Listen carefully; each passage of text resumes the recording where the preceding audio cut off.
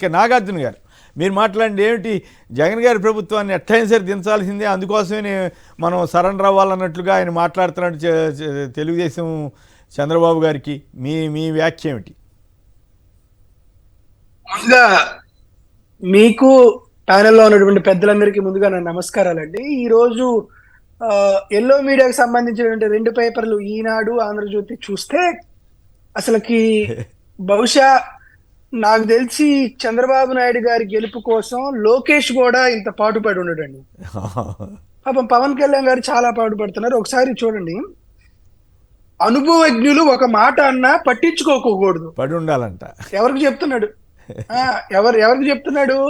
తన పార్టీ పేరుతో తన ఒక పార్టీ పెట్టి కులం పేరుతోనో లేకపోతే సినిమా వ్యామోహంతోనో తనను నమ్మినటువంటి కొంతమంది అభిమానులకు ఆయన చెప్పేది ఏంటంటే, చంద్రబాబు నాయుడు గారు చాలా అనుభవజ్ఞులు కాబట్టి ఆయన ఒక మాట అన్న మనం దులిపేసుకొని పోదాం, ఆయన కాదు ఆయన కొడుకన్నా కూడా అది.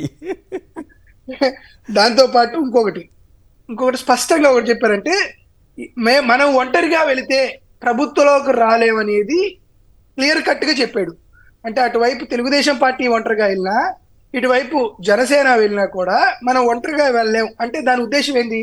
జగన్మోహన్ రెడ్డి గారు ప్రజల్లో బలంగా ఉన్నాడు. జగన్మోహన్ రెడ్డి గారు ఖచ్చితంగా తను చేసినటువంటి ప్రజా సంక్షేమం, పరిపాలన, దాన్ని తీసుకునేటువంటి నైజం అందరి మనసులు చొరగొన్నాయి. కాబట్టి అధికార పార్టీ ఖచ్చితంగా తిరిగి ఎన్నికల్లోకి వెళ్తుంది. కాబట్టి మనకి ఎట్టి పరిస్థితుల్లోనూ తప్పదు. చంద్రబాబు నాయుడు గారు, నారా లోకేష్ గారు ఎన్ని మాట్లాడినా సరే మనం కుక్కిన పేనులాగా ఉండి ఖచ్చితంగా వాళ్ళకి పొత్తులోకి వెళ్లాల్సిందే. ఇది చంద్రబాబు నాయుడు గారి సిద్ధాంతం కాదండి, ఇది పవన్ కళ్యాణ్ గారి సిద్ధాంతం. ఎందుకంటే తను ముఖ్యమంత్రి అవ్వాలి అనేటువంటి భావనలో ఉండి ఒక రాజకీయ పార్టీ పెట్టి ఆ రాజకీయ పార్టీని 10 ఏళ్లుగా నడిపిస్తున్నటువంటి వ్యక్తి వేరే పార్టీకి ఈ స్థాయిలో అమ్ముడుపోవడం బహుశా భారత చరిత్రలో ఎవరు చూడలేరు. మరొకటి కూడా ఒకటి ఆశ్చర్యకరంగా ఒక మాట అన్నారండి.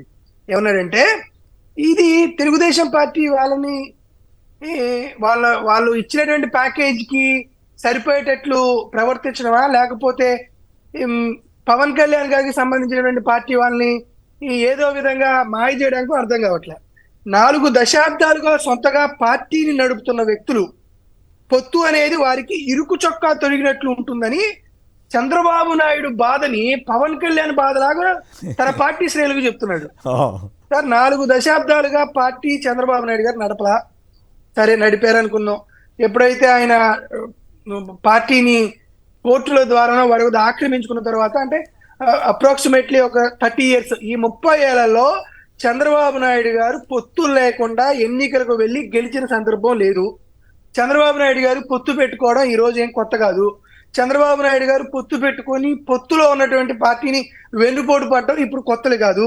అసలుకి ఏ విధంగా చెప్తున్నారంటే, బీజేపీ మనందరినీ గౌరవిస్తుంది ఎందుకంటే మనం 18 లక్షల ఓట్లు సాధించాం కాబట్టి అన్నారు. మరి తెలుగుదేశం పార్టీ ఎందుకు గౌరవించట్లేదు వాళ్ళని? అది ఆయన అడిగినటువంటి ప్రశ్న.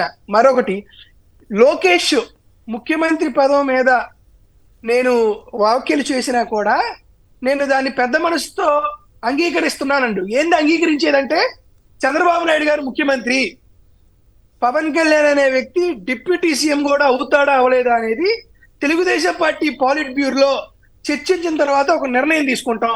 ఏది, వీళ్ళందరూ కాకమ్మ కబుర్లు కూర్చుకొని అమాంబాబు గాళ్ళందరూ మేము అధికారంలోకి వస్తామంటే ఆ పెద్ద మనిషి ముఖ్యమంత్రి అవుతాడట, ఇతను డిప్యూటీ సీఎం అవుతాడా లేదో, ఇది జనసేన అధ్యక్షుడు ఎక్కడ పోటీ చేయాలి, ఆయన ఒకవేళ గెలిస్తే వీళ్ళు కర్మ కాదు, గెలిస్తే ఆయనకి ఏ పదవి ఇవ్వాలనేది పక్క పార్టీలో ఉన్నటువంటి పొలిట్ బ్యూరో డిస్కషన్ చేసి ఒక నిర్ణయానికి వచ్చింది. ఇది నారా లోకేష్ చెప్తే, జనసేన పార్టీ కార్యకర్తల సమావేశంలో పవన్ కళ్యాణ్ ఏం చెప్తున్నాడంటే, ఆయన అన్న మాటల్ని నేను పెద్ద మనసుతో అంగీకరిస్తున్నా అంటున్నాడు. నాకు అది ఆశ్చర్యంగా అనిపిస్తుంది సార్. అంటే పవన్ కళ్యాణ్ ఎక్కడ పోటీ చేయాలి అనేది నారా లోకేష్ నిర్ణయిస్తాడు.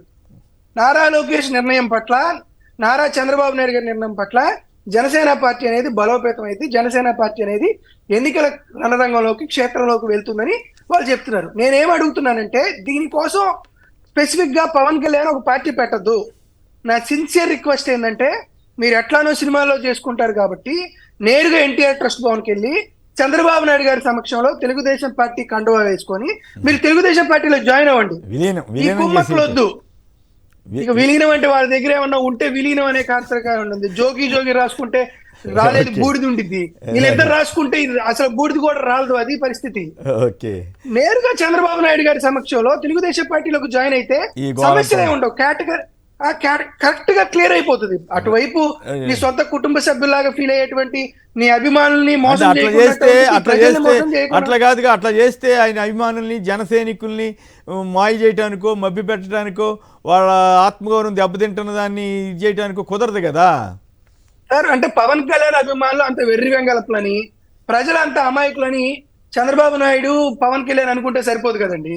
ఈ రాష్ట్రంలో ప్రతి ఒక్కరికి అర్థమైపోతా ఉంది. ఆయన పార్టీ పెట్టిందే చంద్రబాబు కోసం, చంద్రబాబు కొరకు, చంద్రబాబు వలన అని అందరికీ తెలుస్తున్నప్పుడు ఆయన జనసేన పార్టీలో ఉంది ప్రజాస్వామ్యం కాదు, జనసేన పార్టీలో ఉంది చంద్రబాబు స్వామ్యం అని, అది ధనస్వామ్యం అని, అది ప్యాకేజ్ స్వామ్యం అని అందరూ కేటగిరికల్ గా చెప్తున్న తర్వాత అనవసరమైనటువంటి వేరే వేరే వార్తలు వద్దు. పవన్ కళ్యాణ్ నేరుగా నువ్వు రామోజీరావు, రాధాకృష్ణ కూడా తెలుగుదేశం పార్టీ కండవా కప్పుకుంటే ప్రజలకి పేదల పక్షం ఎవరున్నారు, పెత్తందారి పక్షం ఎవరున్నారో ఒక క్లియర్ కట్ డివిజన్ అనేది వచ్చింది. కాబట్టి ప్రజల్ని కన్ఫ్యూజ్ చేద్దాం అనేటువంటి ప్రయత్నం చేయొద్దు. స్ట్రైట్ గా వెళ్ళండి, తెలుగుదేశం పార్టీ ఈ కండవ కప్పుకోండి, ప్రజలకు కూడా ఒక క్లారిటీ వస్తుంది. రైట్.